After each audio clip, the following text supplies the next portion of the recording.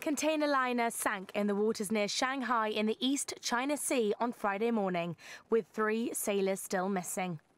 The incident took place at around 7 a.m. when the liner carrying 14 sailors capsized due to high winds.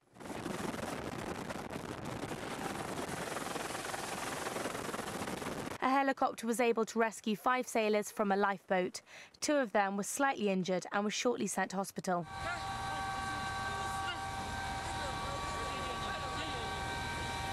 According to one of the sailors rescued, the sea waves were at least 5 meters high.